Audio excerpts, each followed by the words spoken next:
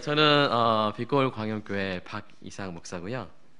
이제 강의를 시작하도록 하겠습니다. 여러분 강의안 보시면 교회의 구제에 대한 9가지의 주제, 구제로 이렇게 해봤고요.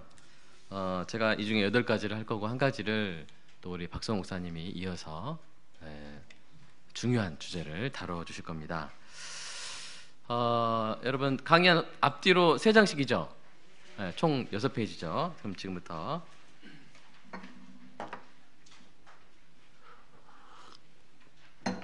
시작하겠습니다.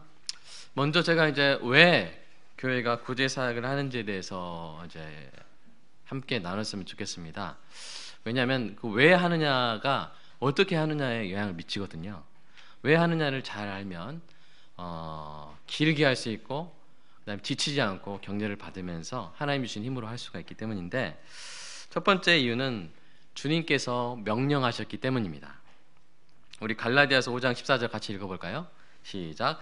온 율법은 내 이웃 사랑하기를 내 자신같이 하라 하신 한 말씀에서 이루어졌나니, 사랑하라 하셨기 때문에. 근데 그 사랑에는 그 필요한 것을 채워주는 게 필수적으로 들어가 있거든요. 그래서 우리가 구제를 하는 거고요.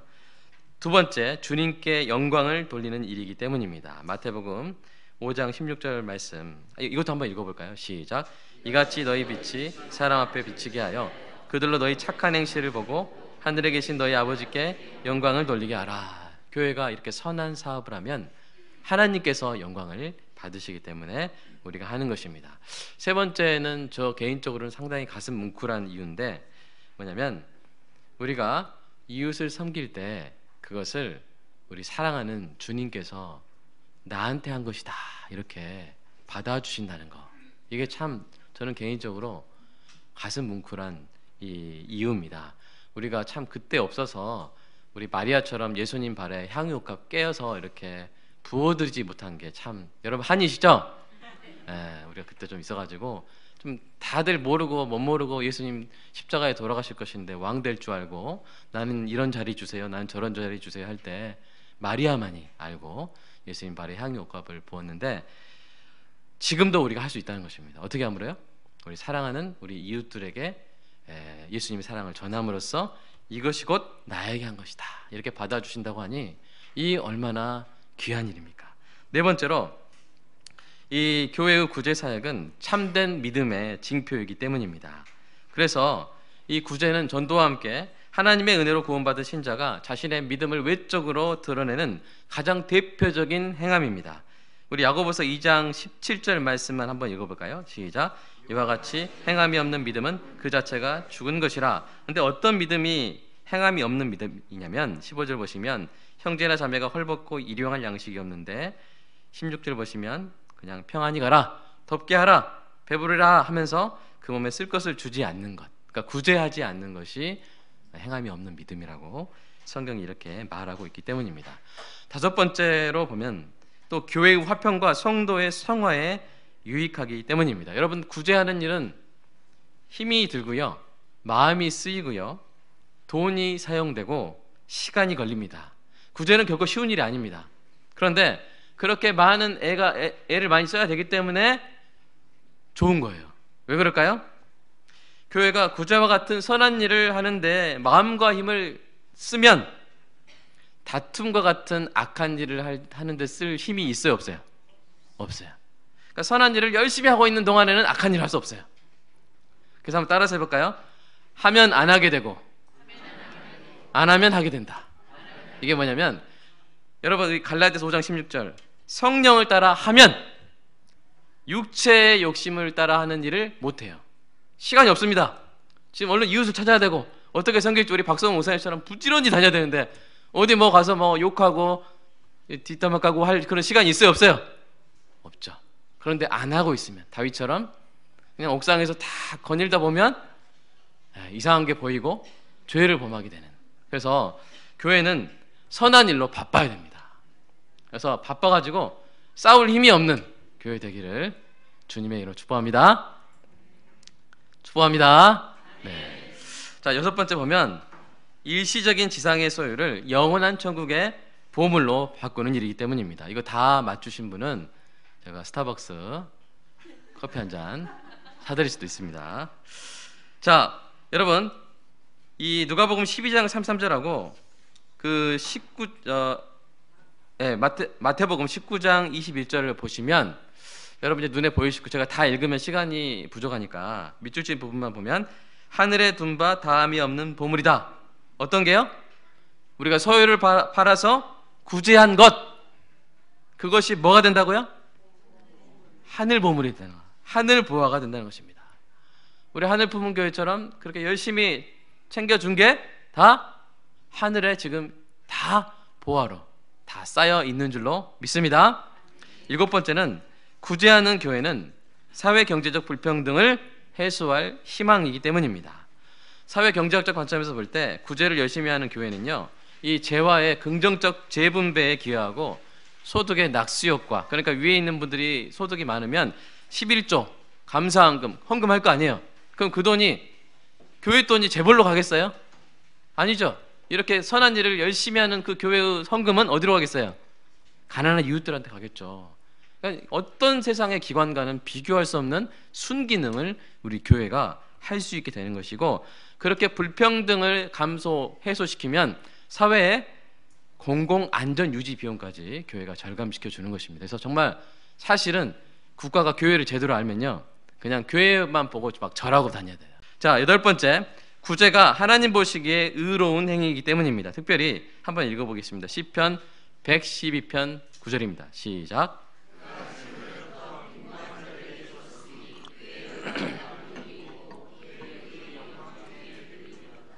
여러분, 자본주의 사회에서는요, 구제는 정의의 요건이 아닙니다. 그러나 성경은 구제가 정의의 요건이라고 말합니다. 재물을 흩어 빈궁한 자들에게 나눠주는 것이 의롭다고 선포합니다. 왜냐면요, 하나님이 원래 주신 것들, 땅, 공기, 물, 식량, 이것은 다 거룩한 공공성을 가진 것들이에요. 하나님이 너 한 10%, 아니 또 1% 너희들이 99% 누려라 라고 창조하신 걸까요? 아닙니다. 다 함께 누리라고 주신 거예요.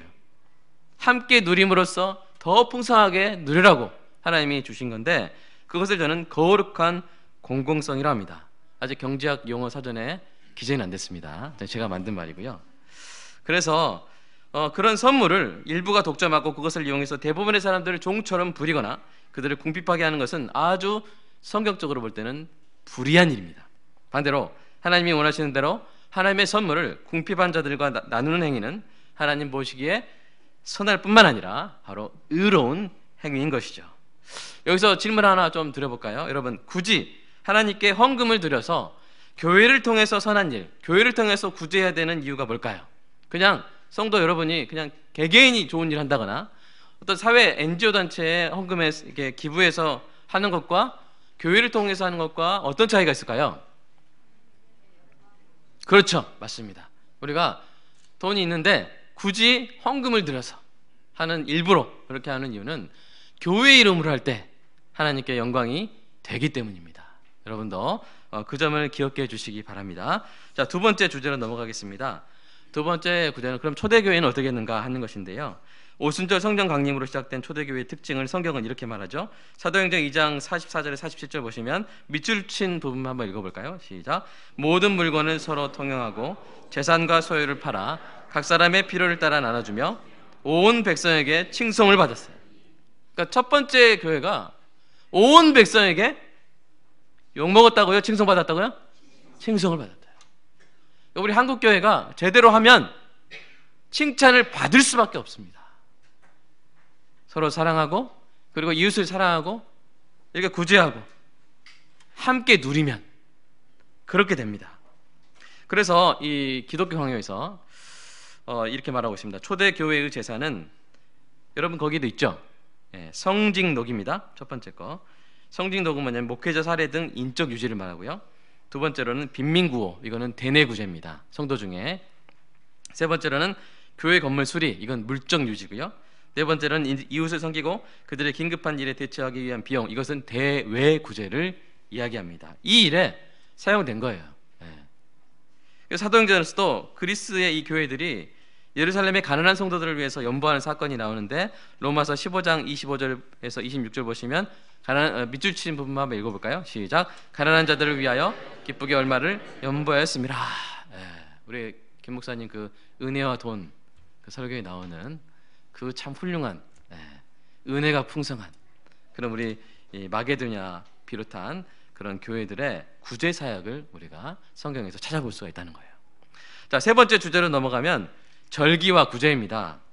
여러분, 제가 네 가지 성경 구절을 지금 실어놨는데 첫 번째 절기는 뭘까요? 7.7절. 두 번째는 초막절. 세 번째는 나팔절입니다. 네 번째는 불임절이에요. 불임절인데 공통점이 뭐냐? 즐거워하라는 거예요. 첫 번째, 두 번째 절은. 그런데 누구와 즐거워하라는 겁니까? 고아와 과부와 레위인은 이제 제사장들 말이에요. 여러분, 우리가 잔치가 벌려졌는데 어떤 사람은 먹을 게 많은데 어떤 사람 먹을 게 없어요. 그러면 함께 즐거워할 수 있습니까? 아, 저분 저렇게 맛있게 드시네. 참 기쁘다. 나는 배고픈데 할 수 있어요, 없어요? 그러면 같이 즐거워하려면 어떻게 해야 돼요? 나눠 먹어야 되는 것입니다.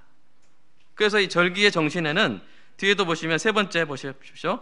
준비하지 못한 자에게 나눠주라. 어떤 사람이 준비 못했겠어요? 가난한 사람이 준비 못하죠. 그 다음에 네 번째, 가난한 자를 뭐하라? 구제하라. 이게 언제 하는 거예요? 절기에 하는 것이고, 절기에 하나님이 준 정신이에요. 함께 즐거워해라.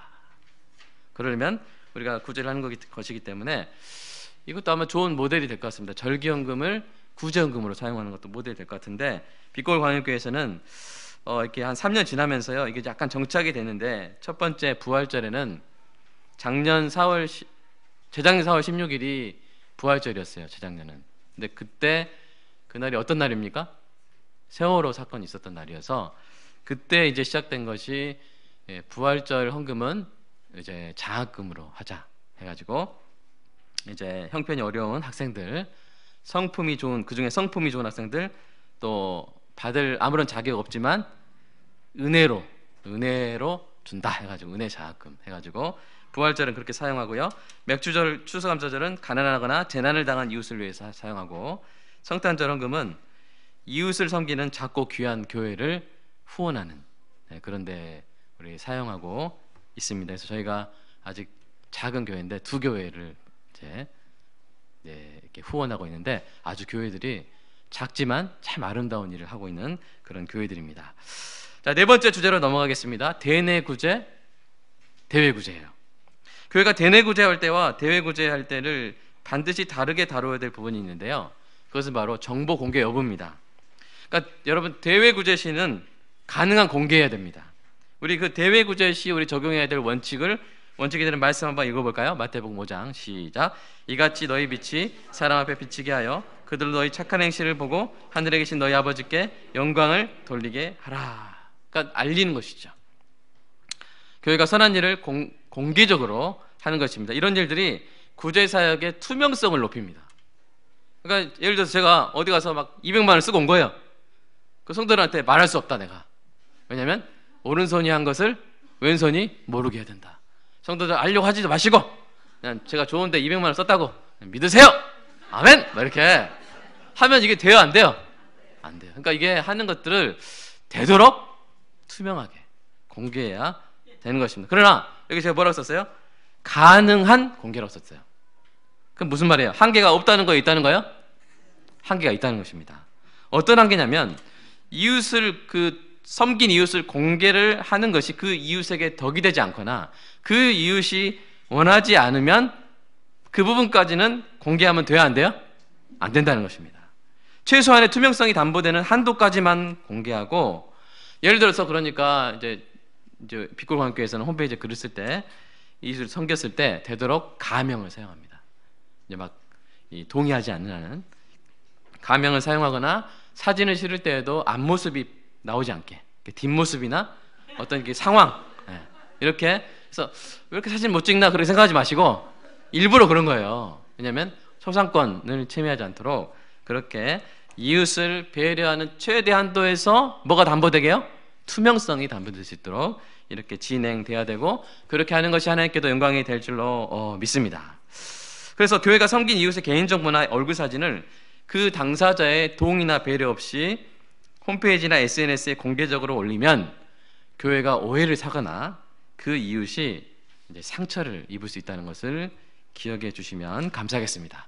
자, 두 번째로 대내구제인데요. 자, 그 대내구제의 원칙이 뭡니까? 한번 읽어볼까요? 시작. 가능한 비공개입니다. 그 원칙에 해당하는 말씀 한번 읽어보겠습니다. 시작.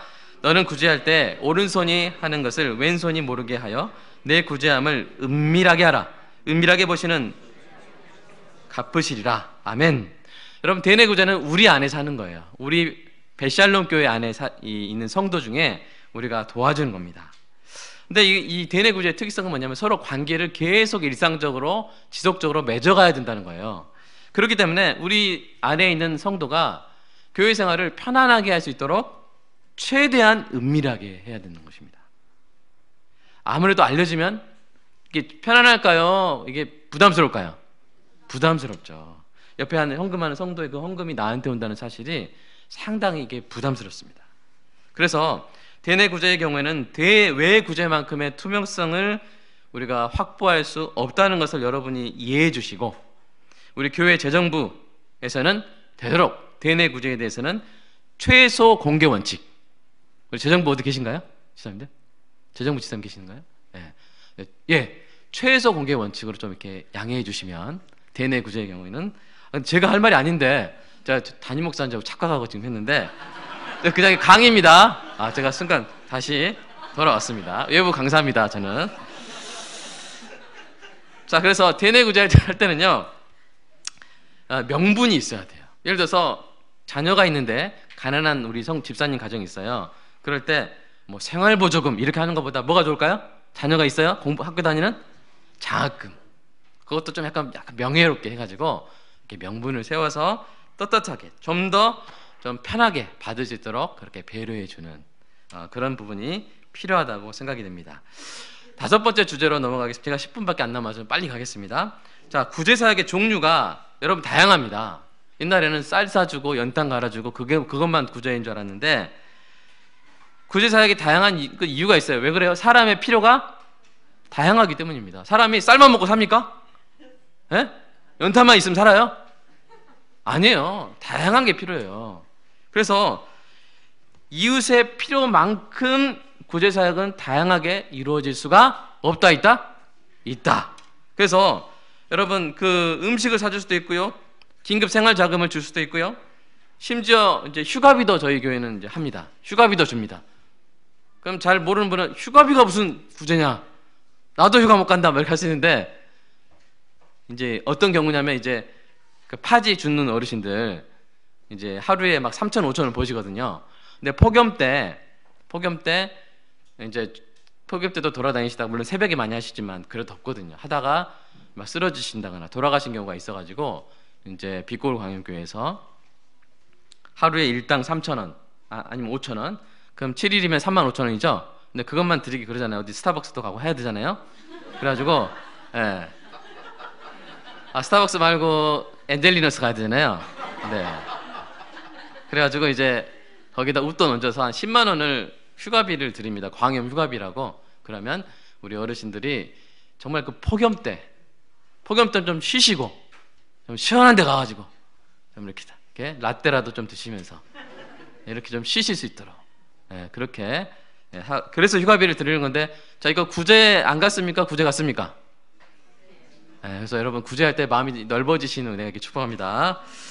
그리고 어떨 때는 여행도 구제가 될 수 있어요. 제가 어떤 가정에 이제 정말 뭘 원하시냐고 물어봤더니 가족끼리 여행 한번 가고 싶다.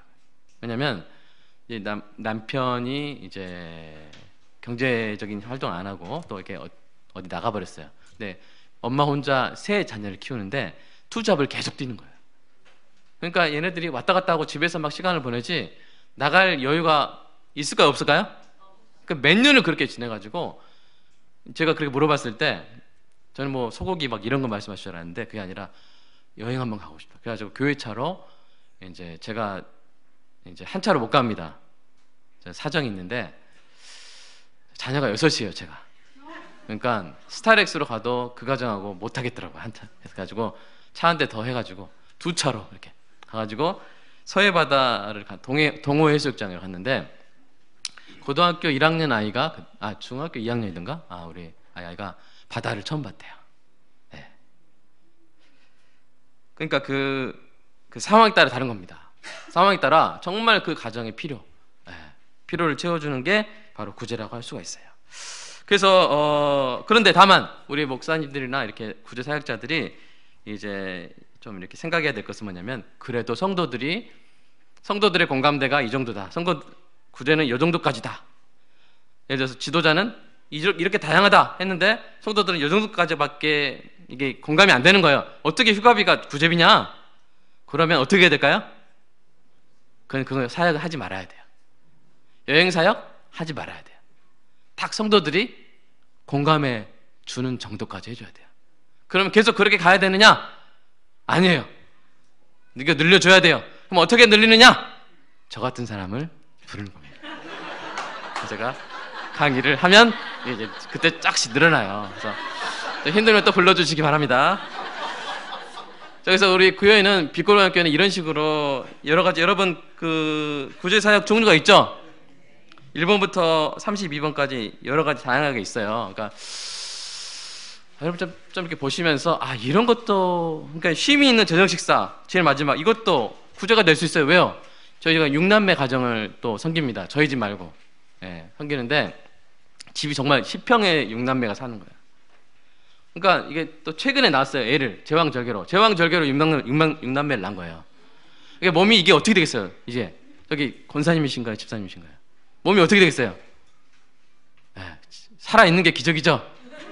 근데 방이 너무 좁기 때문에 애들이 잠을 안 자고 시끄럽게 하고 막 쉬질 못하는 거예요. 그래서 새벽에 저한테 전화가 왔어요. 가지고 목사님 저 좀 어디 좀 데려가 주세요. 그 새벽에 제가 막 산후조리원 막 찾았잖아요. 근데 이미 나온 지 한 달 지난 사람 안 받아주더라고요. 그래가지고 어떻게 하나 했는데 당장 집을 또 구하기도 힘들고, 우리 교회가 이제 목표가 있습니다. 어떤 목표냐면 좀 성장해가지고 집 한 채 해줄 수 있는, 전세금 딱 내줄 수 있는, 그래서 소망의 집 해가지고 교회 명의로 전세금 딱 내주고 2년 3년 해가지고 독립할 때까지 좀 집 좀 딱 줄 수 있는 그런 빛골고등학교 되기를 기도해 주시기 바랍니다. 그런데 하여튼 그게 그 정도는 안 되니까 하다 보니까, 그러면 어떻게 할 것이냐?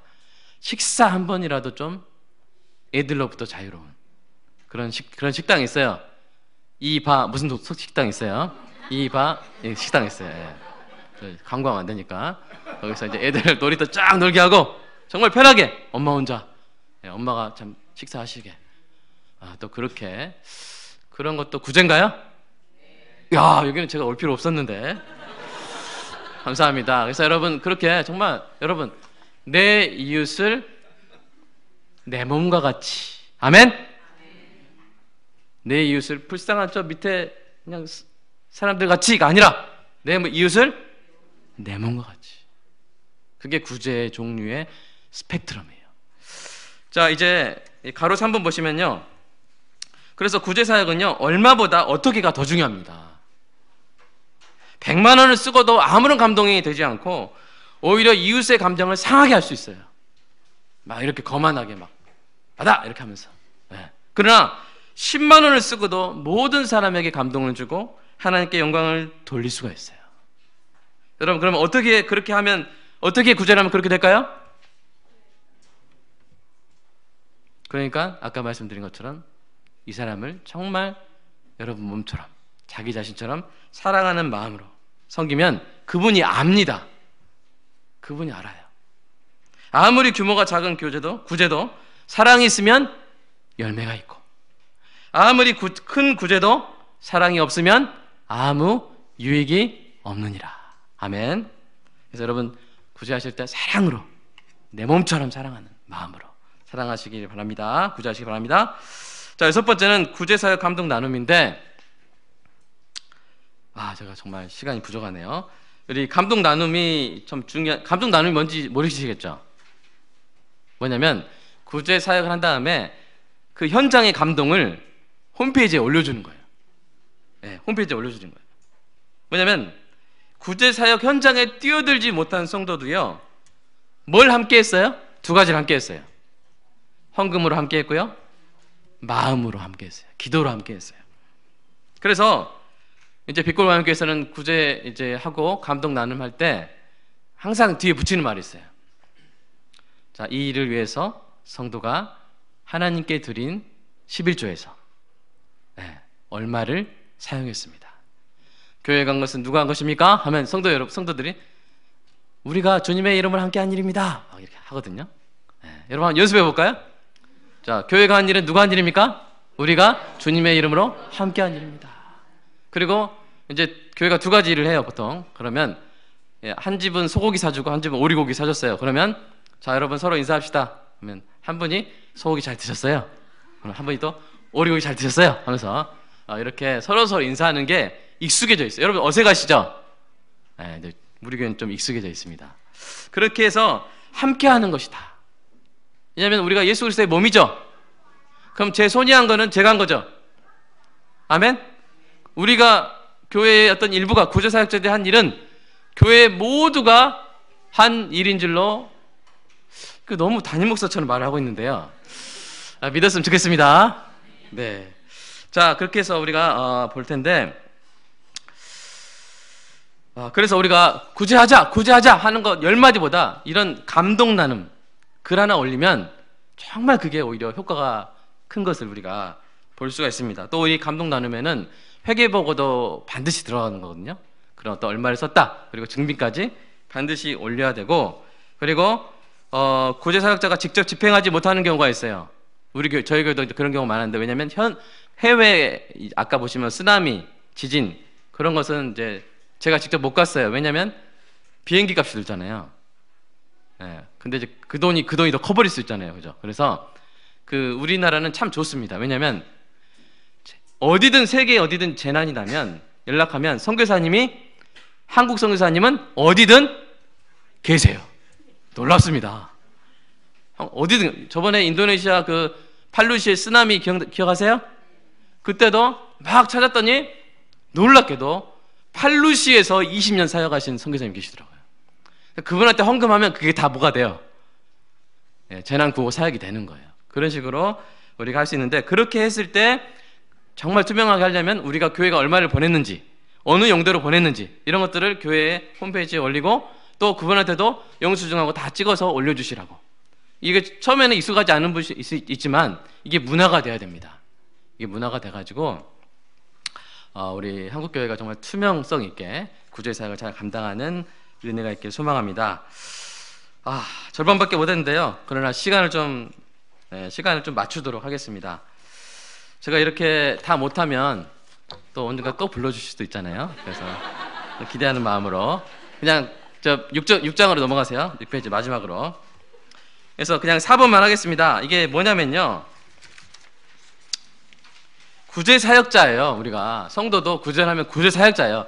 구제는 아무렇게나 막 하면 돼요, 안 돼요? 이 내용을 다 못 들으셨지만 그래도 뭔가 이게 전문성이 필요하다는 거 느껴지시죠? 그런 구제사역자를 위한 팁인데, 마지막 이제 가로 4번만 하겠습니다. 정말 중요한 게 뭐냐면요, 우리가 섬기고자 하는 이웃을 자꾸 판단하려고 할 수 있어요. 내가 이런 사람들까지 도와줘야 되나? 내가 이렇게 도와주는데 저렇게 노력이 없나? 저렇게 자활 의지가 없나? 또 저렇게 감사를 못하나? 별 감동이 없나? 내가 이 사람 계속 도와줘야 되나? 이런 생각을 하는 순간이 분명히 올 겁니다. 여러분, 그럴 때 성경을 기억해 보세요. 성경이 자활 의지가 있는 이웃을 내 몸과 같이 사랑하라, 감사할 줄 아는 이웃을 사랑하라, 이렇게 되어 있습니까? 아니죠. 그냥 내 이웃을, 그냥 형용사가 있어요, 없어요? 그러니까 감사할 줄 몰라도, 자활 의지가 없어도 여러분 선한 일을 하실 때 낙심하지 마시고 계속 하시기를 조언합니다. 담임 목사 아니기 때문에. 자, 그래서 마무리하겠습니다. 여러분, 구제와 전도가 만나는 지점이 있어요. 그게 뭘까요? 이응 히읗 뭘까요? 은혜입니다. 도무지 구원받을 자격 없는 죄인에게 하나님의 은혜를 전하는 것이 바로 뭐예요? 전도죠. 그런 것처럼 오직 은혜로 하나님의 사랑을 전하는 것이 바로 구제인 것입니다. 전도와 구제는 구분되지만 분리되지 않아요. 가장 중요한 필요를, 즉 구원을 전하는 구제가 바로 전도고요. 하나님의 선하심을 가장 보기 쉽게, 눈에 보이게 전하는 전도가 바로 구제입니다. 구제나 전도나 다 하나님의 놀라운 은혜를 전하는 일임을 기억하며 하나님께 영광을 돌리고 이웃에게 기쁨을 전하며 성도에게 감동을 남기는 착하고 충성된 구제 사역자들로 가득한 베샬롬 교회 되시기를 주님의 이름으로 축복합니다. 감사합니다.